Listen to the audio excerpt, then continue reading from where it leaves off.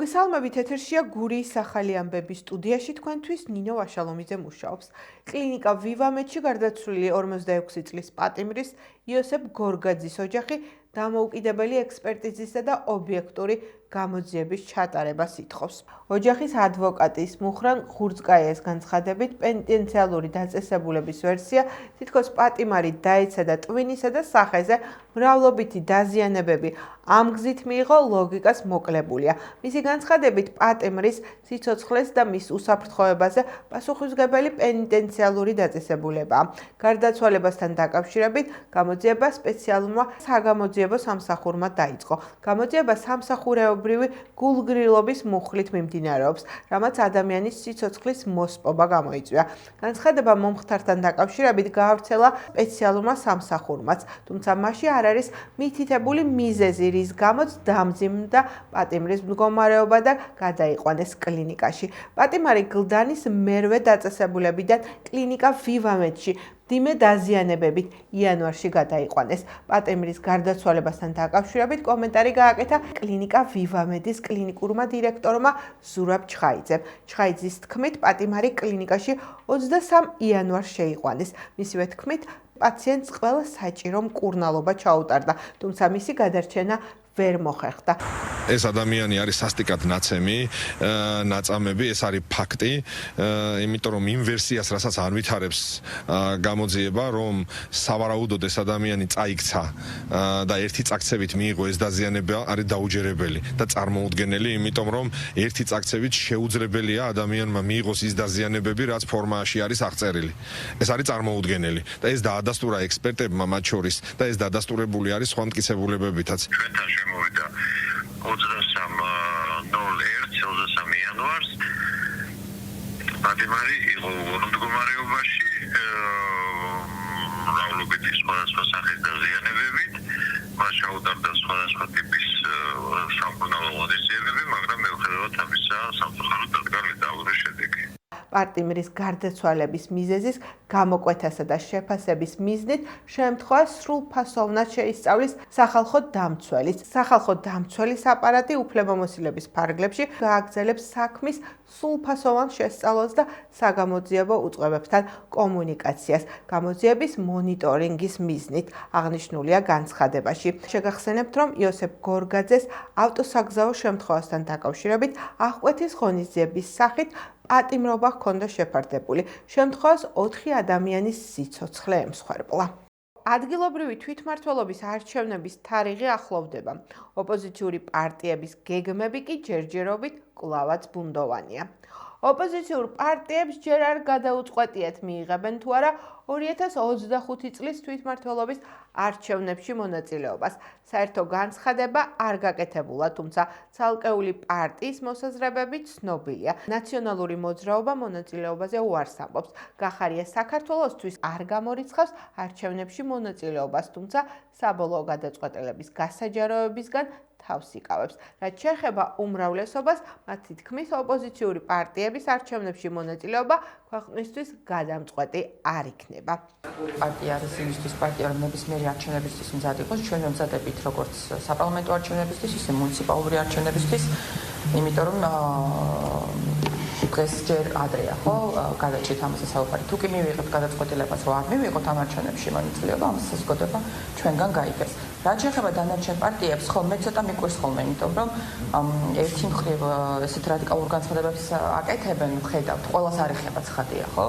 მაგრამ მეორე მხრივ ასევე გვჭირდება შტაბ-შტილება, რომ ისინი იმზადებიან მუნიციპალური არჩევნებისთვის და ეს გავს რაღაცა ერთგვარ მიპარვის მცდელობას, არჩევნებზე მიპარვის მცდელობას. ადგილობრივი თვითმმართველობის არჩევნებთან დაკავშირებით როგორც ძალიან მკაფიო პოზიცია არაერთხელ გვიყვანს, რომ ნებისმიერი ტიპის კოლაბორაცია რეჟიმთან, რომელიც დათმობაზე კი არ მიდის პირიქით და ამკაცრებს თავის ასე ვთქვათ დიქტატურულ პოლიტიკას, ახმული იქნება როგორც შესვლა რეჟიმთან თანამშრომლობაში, იმიტომ რომ როდესაც აბსოლუტურად ყველა მიმართულებით არის რეჟიმის მხრიდან გადადგმული დაბიჯები პოლიტიკური პატიმრების წინააღმდეგ, საქართველოს დემოკრატიის წინააღმდეგ, ამ დროს ახლა საარჩევნო პროცესში ჩართვას არანაირი სამართლებრივი, მორალური და პოლიტიკური არგუმენტაცია არ გააჩნია. იღებენ თუ არა ისინი მონაწილეობას 4 ოქტომბრის არჩევნებში დამოკიდებული არის მთლიანად იმ გარე ძალებზე, რომლებიც მართავენ მათ, რომლებიც აფინანსებენ მათ და რომლებიც ცდილობენ ქვეყანაში რადიკალიზმის გაუღვივებას და განვითარებას. შესაბამისად, სანამ მათგან არ ექნებათ მათ გადაწყვეტილად კონკრეტული პასუხი, გვექნება ეს ქაოტური სიტუაცია, როდესაც ისინი ვერ ყალიბდებიან და ერთმანეთის ურთიერთგამომრიცხავ და საწინააღმდეგო აზრზე საუბრობენ, რომ მიიღებენ თუ არა მონაწილეობას. ეს კიდევ ერთხელ მიუთითებს იმაზე, რომ ეს ოპოზიცია, რადიკალების ჯგუფი თავის თავს არ ეკუთვნის, ისინი არიან მთლიანად მართული. ლანჩხუთის მერმა ალექსანდრე სარიშვილმა ღრმაღელის ადმინისტრაციულ ერთეულში სტიქიის სალიკვიდაციო სამუშაოები დაათვალიერა, რომელიც აქტიურად მიმდინარეობს. სოფელ ორმეთში ჯამში 557 მეტრის სიგრძის ბეტონის გზა იგება. აღნიშნული პროექტის განსახორციელებლად კი 304.300 ლარი დაიხარჯება. სოფელ შრომაში კულტურის სახლის ისტორიული შენობის რეაბილიტაციის პროცესი მიმდინარეობს.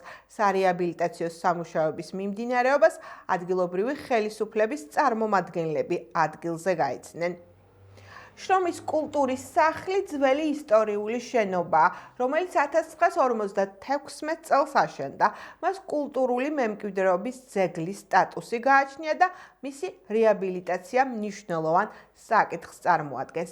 ისტორიული შენობის სრული რეაბილიტაციის ფარგლებში მიმდინარეობს უნიკალური შიდა სივრცეების აღდგენა, შენობის გაწმენდა, გამაგრება, რესტავრაცია, სახურავის რეკონსტრუქცია, ასევე ტერიტორიის კეთილმოწყობა. სრულად შენარჩუნდება და აღდგება ძეგლის ისტორიული იერსახე. პროექტს, რომლის ბიუჯეტი 2.565.000 ლარია, საქართველოს კულტურული მემკვიდრეობის დაცვის ეროვნული სააგენტო ახორციელებს.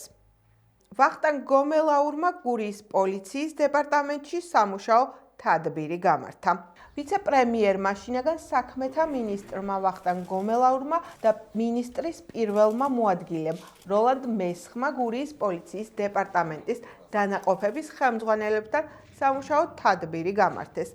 ვახტანგ გომელაურმა რეგიონის პოლიციის დეპარტამენტის ხელმძღვანელი პირებისგან მათ სამოქმედო ტერიტორიაზე დანაშაულთან ბრძოლის, ასევე საპოლიციო პრევენციული ღონისძიებების შესახებ დეტალური ინფორმაცია მოისმინა. ნარკოტიკული საშუალების უკანონო შეძენა, შენახვისა და გასახების ბრალდებით 5 პირი დააკავეს.